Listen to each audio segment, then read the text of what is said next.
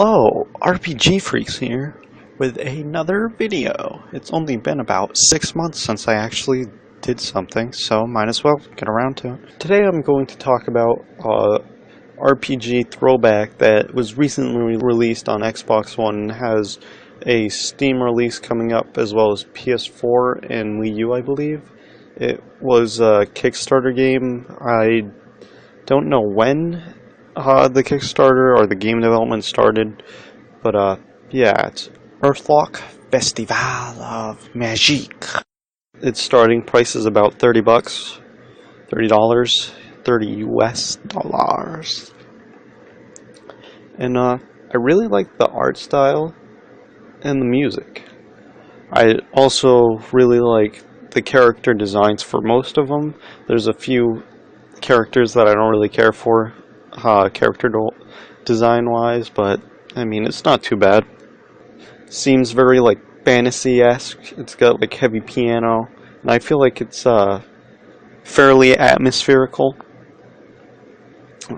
Personally, I would say that the soundtrack does stand out on its own without this game, but I mean, I'm a sucker for video game music, so there is that.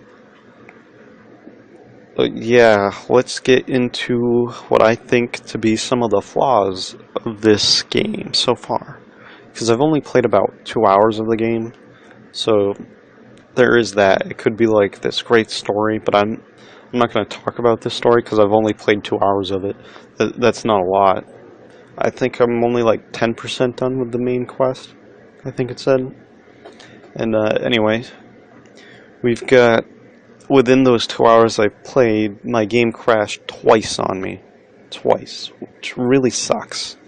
I was really getting into it, and in between loading time, it just crashed. I don't know if anybody else had this problem, but it happened to me twice. I was playing it on Xbox One. Another thing that's can quite break the atmosphere is that the frame rate drops on the overworld every now and again.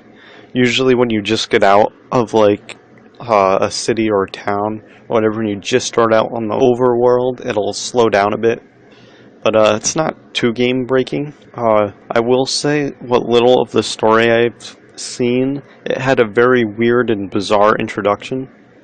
And it starts out as you're playing like this one girl for... I think it took me like 10 minutes to get through her like little thing, and then it just completely switches characters on you with like no real transition. It doesn't really transition or blend well. I really don't like the way they did the tutorial, where it's pretty much just a huge wall of text that's thrown at you. You like get like different pages of like, oh, this happens. I mean, I guess it could be a decent introduction for anybody who's new to the RPG genre as a whole. It tells you like, oh, if you lose health, and all your party members get KO'd or whatever, then it's game over.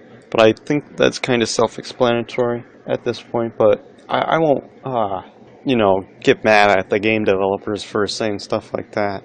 But there are some really questionable game design choices that I've seen.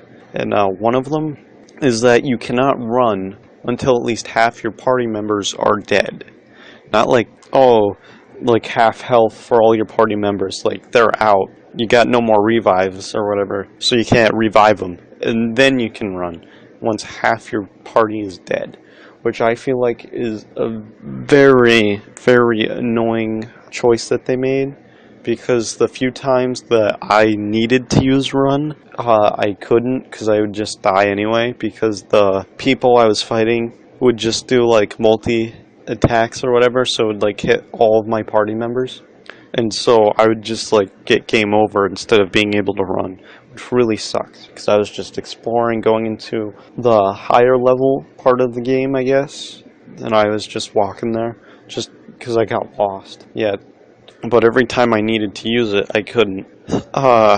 Another annoying thing is that the health potions are fairly expensive, as well as you don't get a lot of credits per battle, unless you link up enemies. The linking system is fairly cool, I must say. Enemies who are near each other and notice you will link up and be a stronger force to reckon with, blah blah blah. I will say that even though it is turn-based battle, it's not too bad.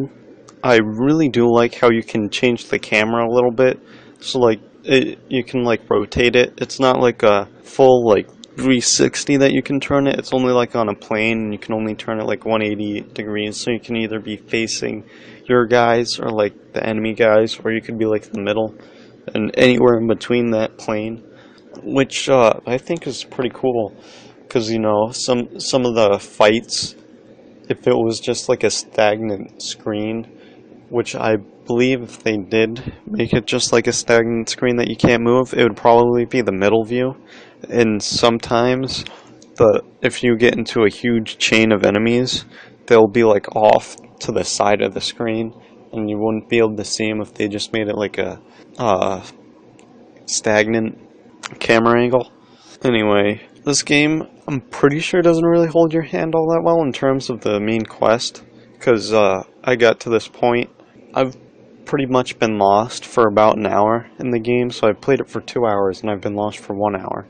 And what I was doing is pretty much grinding for that 1 hour, which it wasn't too bad. I didn't get part of the gameplay, even though it is turn-based. So if you don't like turn-based, don't get this game. You're not really the target audience.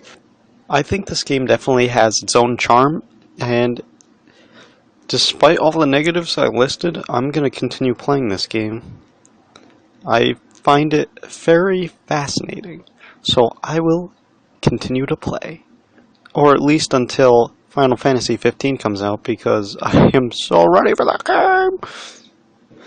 Some closing thoughts, that if you like classic RPGs, you don't mind the frame rate dropping, or the weird introduction, and you know, you might actually enjoy the game. And there's nothing wrong with enjoying a game. Anyway, I think that's about it. So, I'll see you guys next time. This is RPG Freak signing out.